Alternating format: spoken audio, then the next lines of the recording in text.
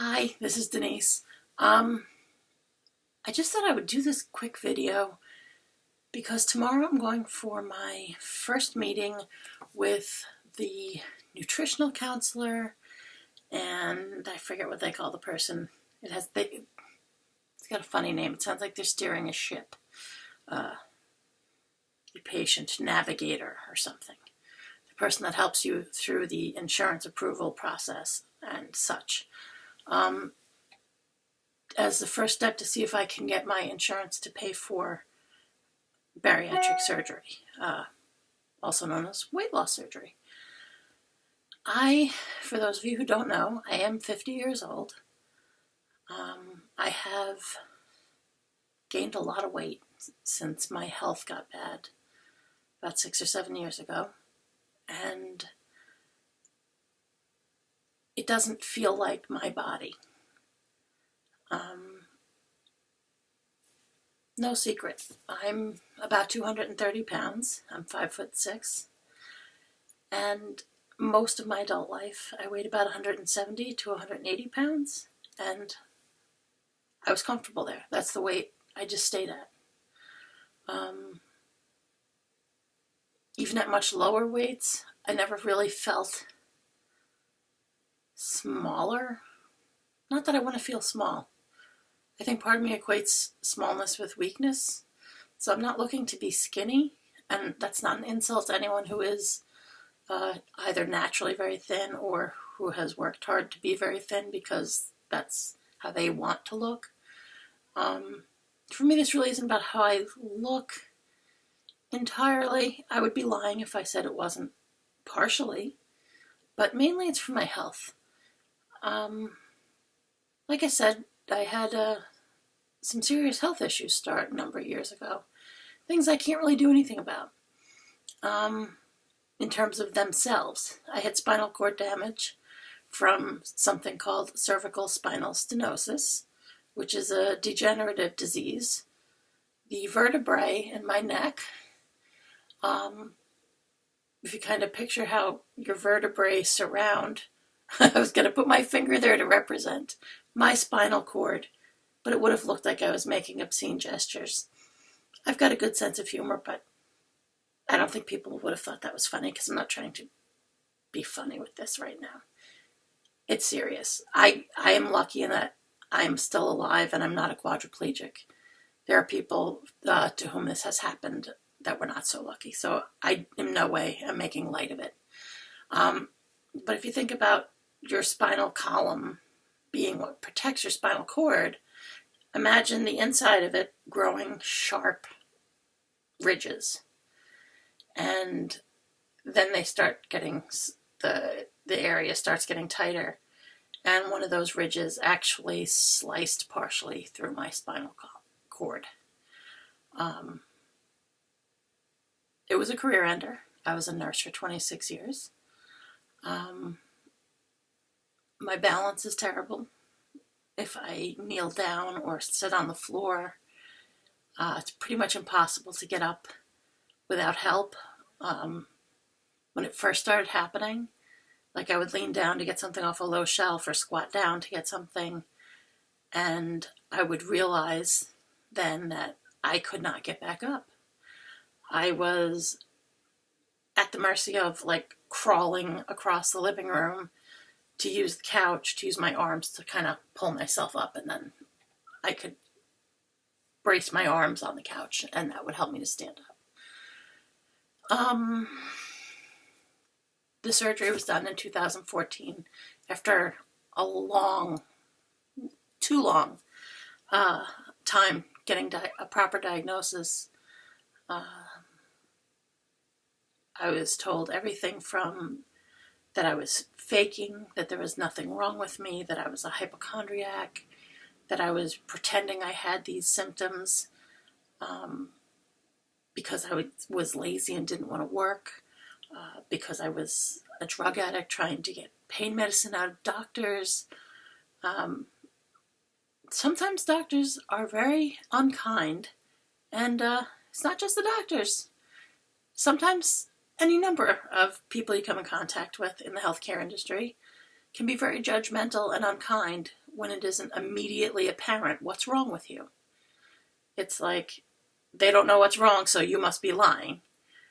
And as a nurse, I was really disappointed to see how frequent that happened to me. I certainly hope I never made anyone feel like that in my career. I've said too many times. I didn't really write down. I just wanted this to be kind of from the heart. So, long story short, I pretty much walk like a drunk. My balance is not good. I use a cane currently. Or if I'm walking in a hallway, I'll kind of always have my hand like leaning against the wall, so that if I start to lose my balance, I'll just try to lean that way. Every once in a while, I'll start to lose my balance the other way, and that's when you end up doing like the drunk wide step, you know? But if I could lose this weight, it would be easier for me physically to do things, because I have myopathy in my legs, which means there was muscle damage and loss due to the loss of signal. Sorry, another please don't count anybody that someone did that to me once, and it's just rude.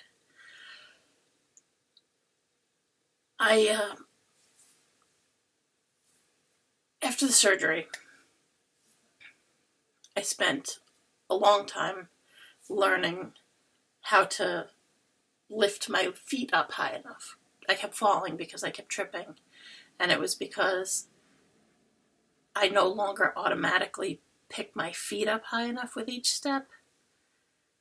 That's something, you've done since you started learning to walk as a baby. It's natural to know how high to pick up your feet. But after a spinal cord injury, that can be one of the issues that you have. I have decreased sensation at times, like my feet and legs and hands. Have you ever had a neurological checkup? They take a little plastic thing that has like a sharp edge, sharp point. Not sharp enough to draw blood, not like the thing they do when you're checking someone's blood sugar, but it should feel ouchy to touch you. And they can sit there and do that thing all over my feet and legs and fingers, and I'm just like, well, yeah, I know you're touching them, but no, it does not feel sharp. So there's some sensory and there's some motor problems as far as the damage that was caused. So I've lived with this since 2014, since the surgery, and within the last couple months, I've made some big decisions and big goals, and I guess I thought it would be a good idea to start documenting it right at the beginning. I don't know if I'm going to be able to achieve all the things I want to do. Even if I do, I don't know how long it's going to take, but I want to get the gastric sleeve surgery to help me take off the extra weight. I have applied with a wonderful company called Canine Companions for a service dog to be put on the waiting list for what's called a mobility service dog. That would be a larger, sturdier, not necessarily taller, but sturdy dog that would let me hold on to the handle of his harness when we're walking, and that way if I started to wobble or if I wobble towards him, I could just brace against the harness for a second, and if I start to lean the other way, he knows, he or she, I should say, they're trained to lean against to help you get your balance back. They're also trained that if you do fall, to stand with their legs squarely underneath them, which gives their back the most support, and you would put your hands on the dog's shoulder, which is the strongest part of the dog's body, and that would be what you kind of lean on to get yourself back up on your feet. Obviously, it would be much easier on the dog if I can lose the weight. Alright there. I have no editing ability whatsoever. That's me. So you just get uncut footage. I apologize if any of it is boring because I'm not covering things fast enough. Third thing I want is to try to get a motorized scooter or wheelchair, because we went on vacation and it was a real eye-opener. It was the first vacation I've been on in almost a decade, and we went on a cruise for Christmas. It made me realize that I was not doing anywhere near as well as I thought I was doing. It was like a real wake-up call that I could not walk these distances that were required, like just to get from your stateroom to the dining room, which might be at the other end of the ship, and then back, and then, oh, we want to see the show. That's 3 levels down, and of course I have a very difficult time on stairs, so whenever there's an option of an elevator, it's the much safer option for me.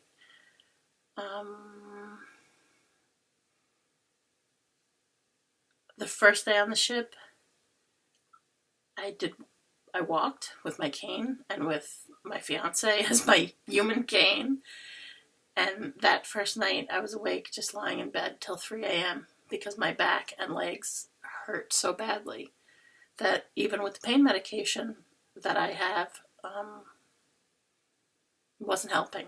It was a real eye-opener to me that I have let my life and my activity level shrink to make up for my limitations. And when it was some time where the option of not going a longer distance wasn't there, I really couldn't do it.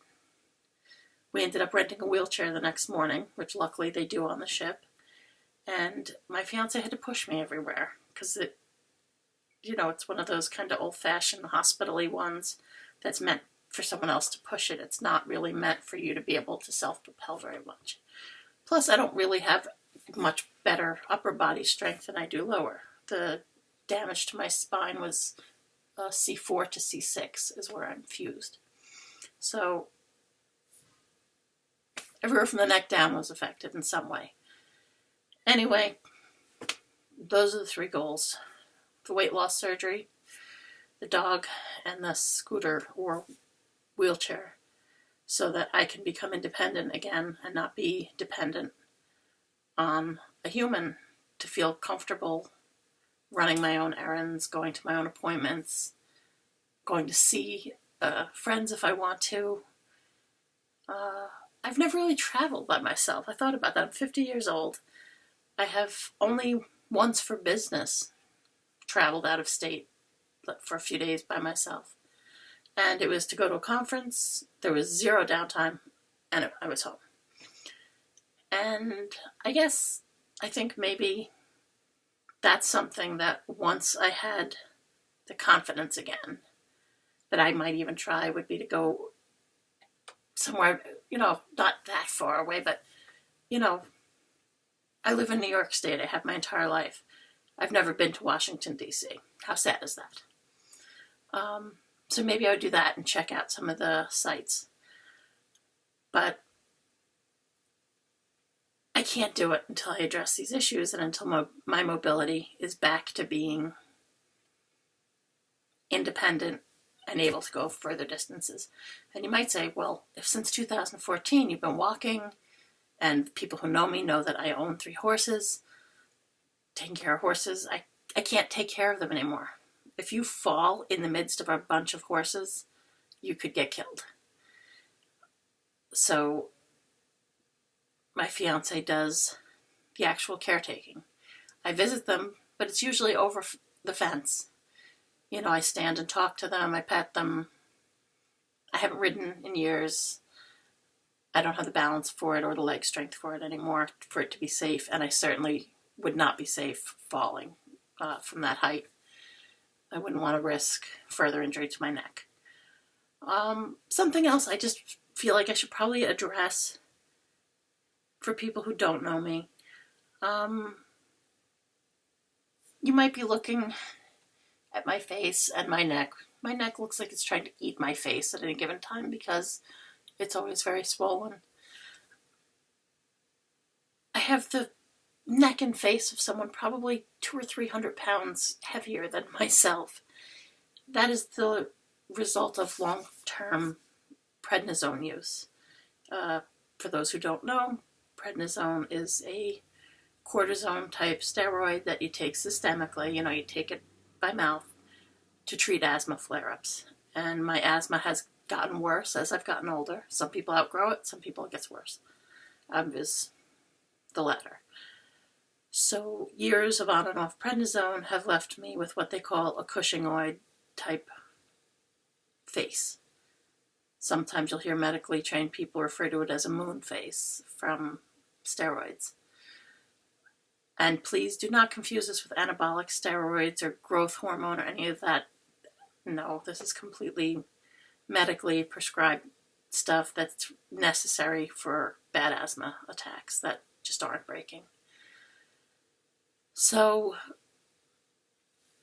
I just felt like, if you were wondering, did I have some other illness or condition going on? This used to be my face. This is my face because of years on prednisone.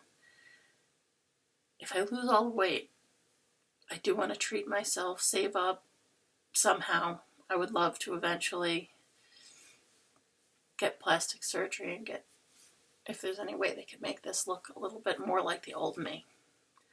That's I guess that's the vanity part. But the weight loss is more for the mobility and my health. I'm 50. I have yo-yo dieted since my teens. And I feel like I just really want to take control. And hopefully this will inspire other people if they're thinking about doing the same or feeling like they're alone, stuck with these problems, or not the exact same problem, but similar problems, health problems that are holding you back. And I guess I'm just putting it out there. I ask people to be kind. I know there is often some reason that people feel like they have to make rude, cruel comments. Haven't you tried dieting? No, never thought of that before. I was a nurse for 26 years, never thought of dieting. I've struggled with my weight most of my life, like I said, since my teens. And I feel like if I don't do this for myself now, it's going to be too late for it to help me, really. I want to have an active rest of my life. And I'm inviting anyone who wants to watch and comment to sort of come along on the journey with me. And I've also been told that it's a good thing to do if you're starting this. You should make videos, even if you don't post them, even if you're not comfortable sharing them. Make them for yourself so that you can see the improvement as you lose weight. You can look back when you need some motivation and see how far you've come. And that's the positive note I want to end on. And hopefully I'll be making another video soon after I get some information tomorrow. Talk to y'all soon.